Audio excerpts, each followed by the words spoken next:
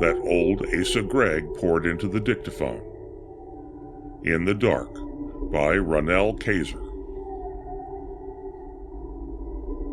The watchman's flashlight painted a white circle on the frosted glass, black-lettered door. Gregg Chemical Company, Manufacturers.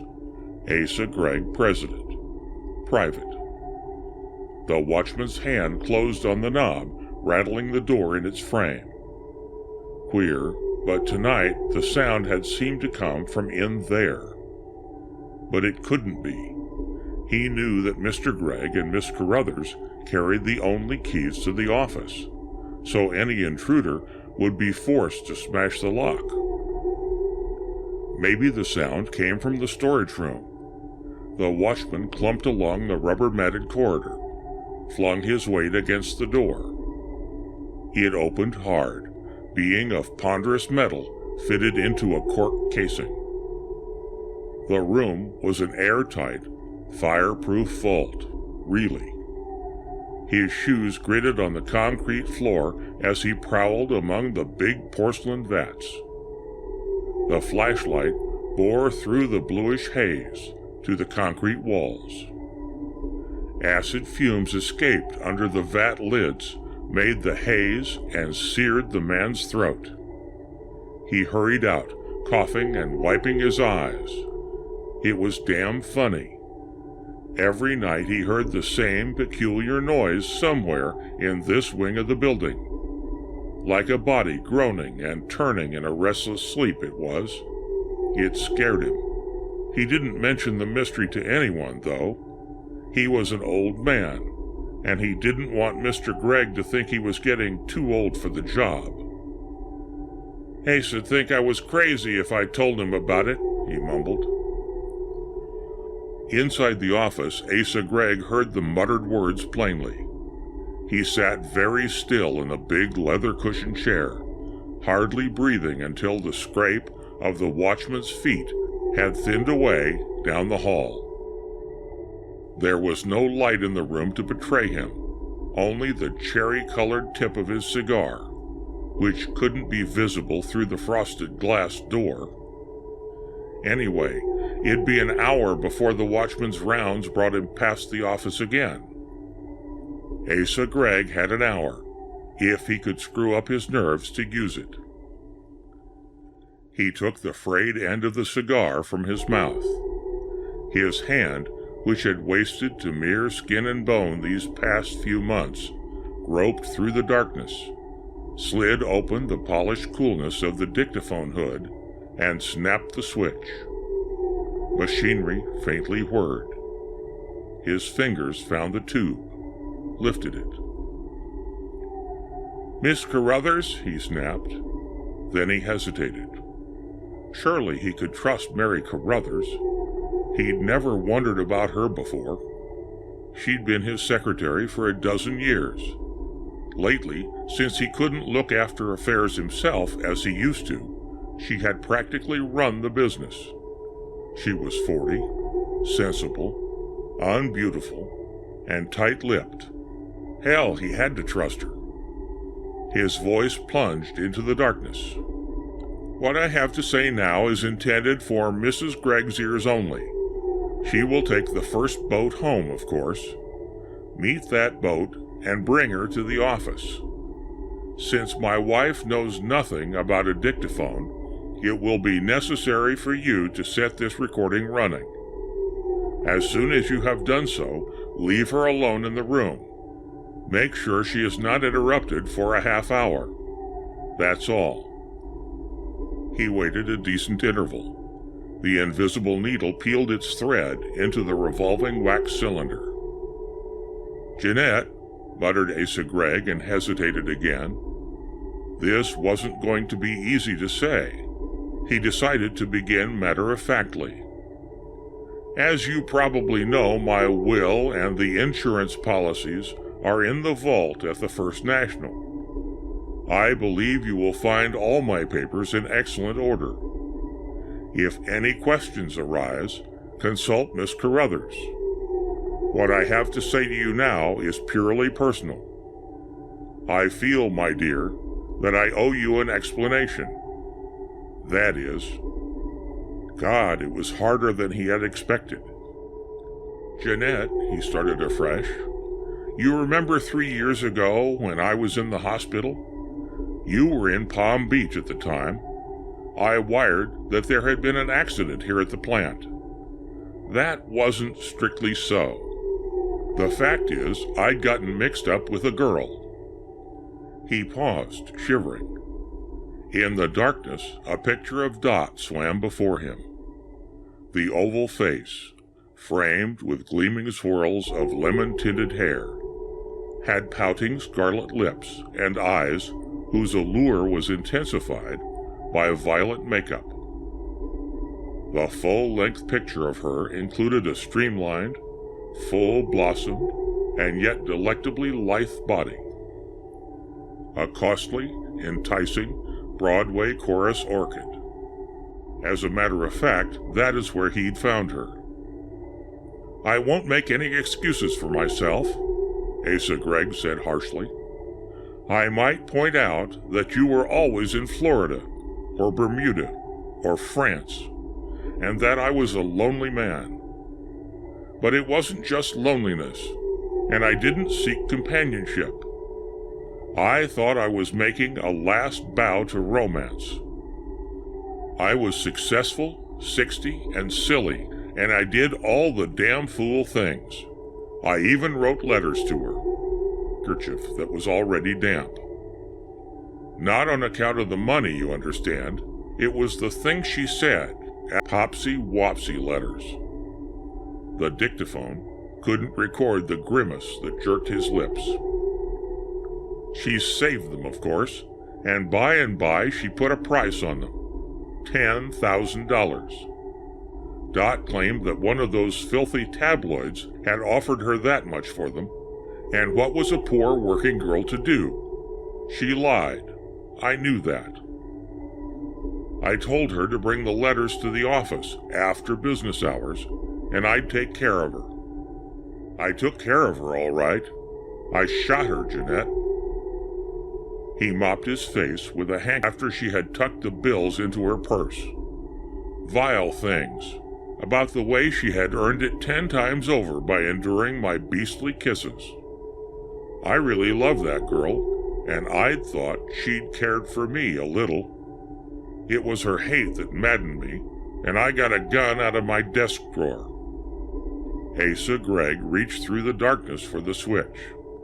He fumbled for the bottle which stood on the desk. His hands trembled, spilling some of the liquor onto his lap. He drank from the bottle. This part of the story he'd skip. It was too horrible even to think about. He didn't want to remember how the blood pooled inside Dot's fur coat, and how he'd managed to carry the gold tooth in her head. The horror of it coiled in the blackness about him. His own teeth rattled against the bottle when he gulped the second drink. He snapped the switch savagely, but when he spoke, his voice cringed into the tube. I carried her into the storage room. I got the lid off one of the acid tanks. The vat contained an acid powerful enough to destroy anything, except gold. In fact, the vat itself had to be lined with gold leaf. Body out of the office, without leaking any of her blood onto the floor. He tried to forget the musky sweetness of the perfume on the dead girl, mingled with the other evil blood smell. Especially, he didn't want to remember the frightful time he'd had stripping the gold rings from her fingers, and the one I knew that in 24 hours there wouldn't be a recognizable body left, and in a week there wouldn't be anything at all. No matter what the police suspected, they couldn't prove a murder charge without a corpus delicti. I had committed the perfect crime, except for one thing. I didn't realize there'd be a splash when she went into the vat. Gregg laughed, not pleasantly. His wife might think it had been a sob when she heard this record. Now you understand why I threw them into the river, or that she might have confided in her lover. Yes, she had one. Or suppose a whopping big order came through and the tank was emptied the very next day. And I couldn't ask any questions. I didn't even know what was in the papers. However, that part of it was gradually cleared up. I quizzed Miss Carruthers and learned I went to the hospital, he jerked. Possibly you'd call that poetic justice. Oh, God. His voice broke again. He thumbed off the switch and mopped his face with the damp linen. The rest. How could he explain the rest of it? He spent a long minute arranging his thoughts. You haven't any idea, he resumed. No one has any idea of how I have been punished for the thing I did. I don't mean the sheer physical agony, but the fear that I'd talk coming out of the ether at the hospital. The fear that she'd been traced to my office. I'd simply hidden her rings away, expecting to drop that an unidentified female body had been fished out of the East River a few days after Dot disappeared. That's how the police solved the crime. I got rid of her rings. I ordered the vat left alone. The other thing began about 6 months ago. A spasm contorted his face.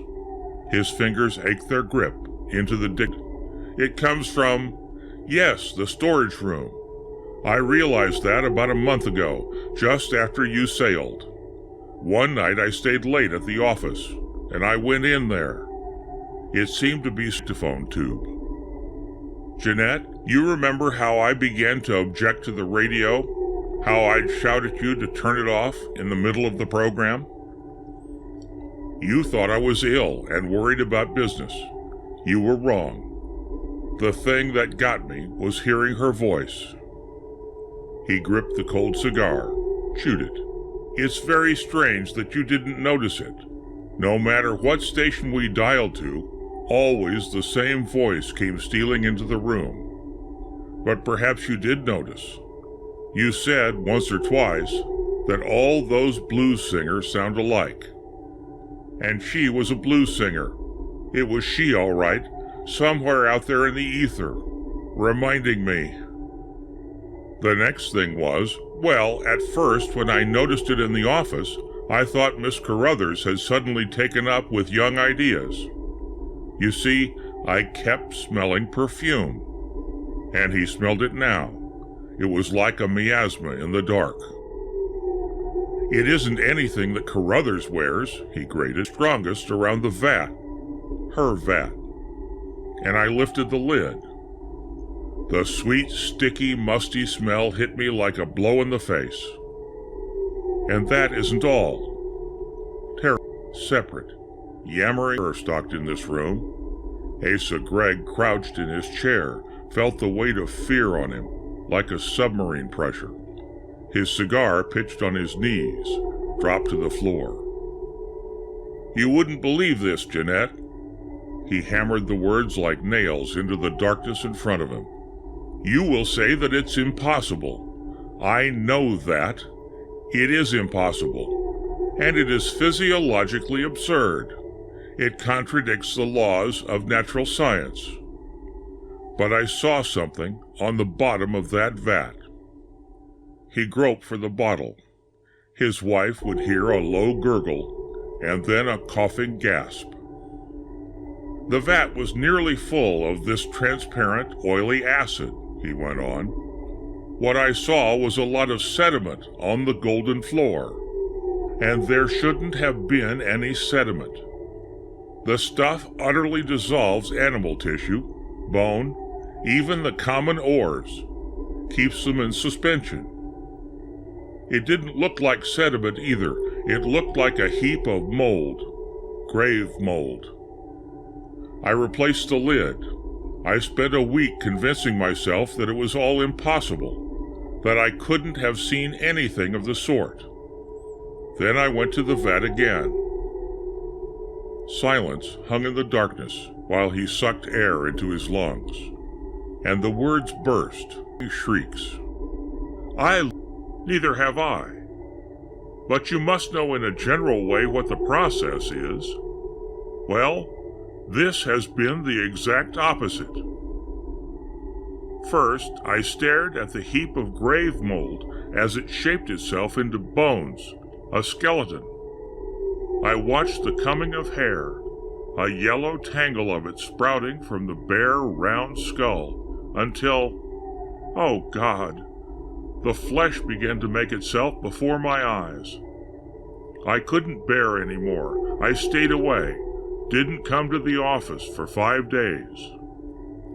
The tube slipped from his sweating, slick fingers. Panting, Asa Gregg fumbled in the dark until he found it. Exhaustion, not self-control, flattened his voice to a dead monotone. I tried to think of a way out. If I could fish the corpse out of the tank, but I couldn't smuggle it out of the plant alone. You know that, and so do I. Besides, what would be the use? If the acid can't kill her, nothing can. That's why I can't have the lid cemented on. It wouldn't do any good either. Until 3 days ago, she hadn't the least color, looking as white as a ghost in the vat. A naked ghost, because there's been no resurrection for her clothing. I've watched her limbs grow rosy, her lips. And tonight, I swear it, her lips moved. She muttered my name. She turned. She'd been lying on her side, over onto her back. The record would be badly blurred. His hand shook violently, bobbling the tube against his lips. Gregg braced his elbow against the desk. "She isn't dead," he choked.